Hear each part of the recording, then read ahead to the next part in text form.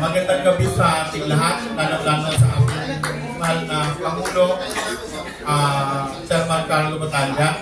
Ganoon din po sa ating mga speaker at mga bisita ngayong gabi ito.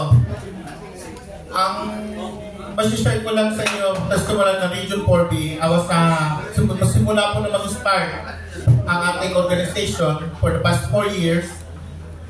Ang CCWI po, tama pa yung sinabi ni Sir Peter na tayo po ang naka-acknowledge to how did you call this, yung pag-ano ng racketing. Personal po siya ng inspection. Ako naman po as observer sa Region 4B, ako rin po ang nakahuli kung paano nila imanipula ang dokumento. Dahil ang ating racketing na naka-credit ngayon sa Philippine Association ng mga racketing, tatlo lang po, which is the GU Pro, Macaperi, and JJ3. So sila po, nagatan sila ng document sa bidding mismo na hindi po yung tatlong yun. On the spot po, pinatigil ko ang bidding.